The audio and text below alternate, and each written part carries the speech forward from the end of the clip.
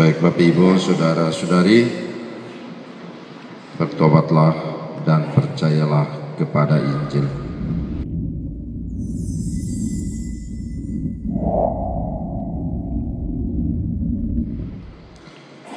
Tadi kita sudah mendengar dalam bacaan bahwa Yesus memulai karyanya di depan umum sesudah 40 hari berpuasa di padang gurun dalam tuntunan Roh Kudus. Dan dalam kesunyian dia berdoa kepada Bapa sambil merenungkan karya pewartaan yang akan dijalankan dan juga penerusan yang akan dilaksanakan untuk manusia. Dan di saat itulah ia dicobai iblis. Dari Injil Markus tadi tidak menyebutkan isi percobaan itu, tetapi dalam Injil Matius dan Lukas itu menyebutkan isi 3 percobaan, 3 godaan itu. Yang pertama itu godaan harta duniawi. Yang kedua godaan kehormatan. Dan yang ketiga itu godaan kekuasaan.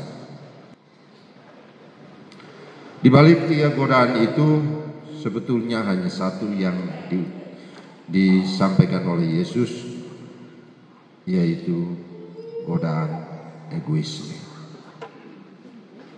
Sikap mementingkan diri sendiri. Tetapi justru Yesus menolak dengan tegas godaan-godaan itu. Karena yang dia utamakan bukan kehendaknya sendiri, tetapi kehendak Bapa. Dan karena itu Yesus tidak pernah membuat mujizat untuk mencari pujian bagi dirinya, tetapi ia membuat mujizat untuk memuliakan Bapa di surga. Sesudah berdoa dan bertapa, Yesus memulai pewartaannya.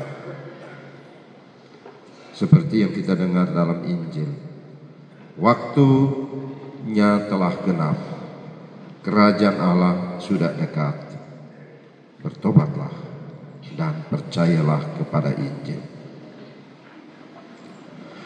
Seperti beberapa minggu lalu yang disampaikan, waktu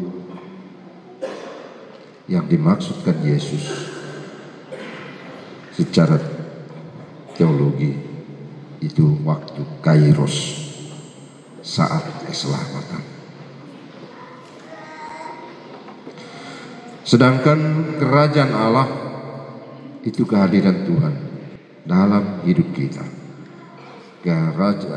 Kehadiran Tuhan yang menghimpun kita semua sebagai satu umat untuk menikmati hidup yang baru, yang ditandai dengan hidup dalam kedamaian, hidup dalam cinta kasih, dan hidup dalam keadilan. Dan akhirnya Yesus juga menyampaikan bahwa waktunya sudah dekat. Dekat yang dimaksudkan Yesus yaitu Tuhan hadir untuk mengasihi kita. Tuhan sungguh menyayangi kita yang berdosa ini. Karena itulah ia bersabda, bertobatlah dan percayalah kepada Injil. Bertobat artinya kita berbalik dari dosa-dosa kita untuk menghadap Tuhan agar diperbaharui, agar dikuduskan. Dan Injil seperti yang kita sudah dengar bahwa Injil itu kabar gembira, dan Yesus sendiri adalah kabar gembira itu. Dialah wajah kerahiman Tuhan yang datang dengan penuh kasih, penuh belas kasihan kepada manusia yang berdosa.